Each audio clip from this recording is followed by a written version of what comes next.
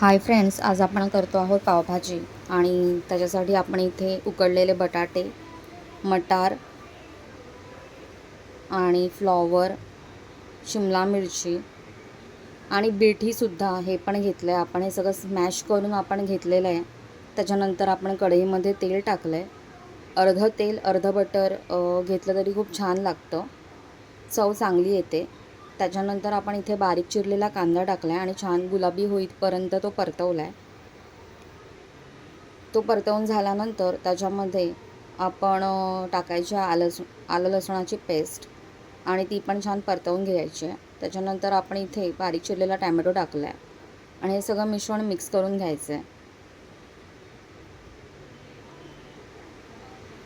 मीठ टाकलं आहे चवीनुसार आणि आपण हे सगळं स्मॅशरनी व्यवस्थित स्मॅश करतो आहे. त्याच्यामध्येच आपण लाल तिखट टाकून एकत्र स्मॅश करतो आहे, म्हणजे ते व्यवस्थित सगळीकडे लागेल. चव चांगली येते ह्याच्याने आणि स्मॅशही उत्तम होतं. आपण ह्याच्यामध्ये आता पावभाजी मसाला टाकला आहे आणि सगळे स्मॅश केलेल्या ज्या भाज्या होत्या त्या टाकल्यात आणि व्यवस्थित ढवळून घ्यायचं आहे, एकत्र करून घ्यायचं आहे.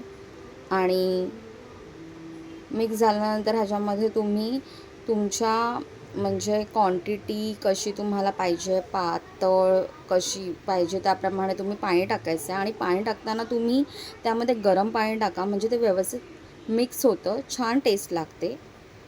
आणि व्यवस्थित मिक्स करून घेतल्यानंतर ती थोड्या वेळ शिजत ठेवायची आहे.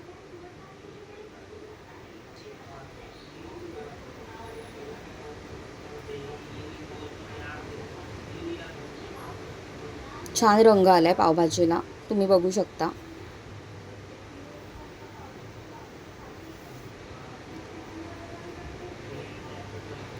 त्याच्यानंतर ती परत थोडी स्मॅशरनी स्मॅश करायची आहे, म्हणजे व्यवस्थित एकत्र होईल ती. आणि नंतर आपण त्याच्यानंतर वरतून थोडा बटर वगैरे टाकून व्यवस्थित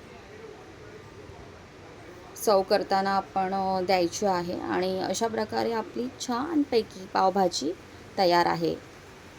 थँक्यू.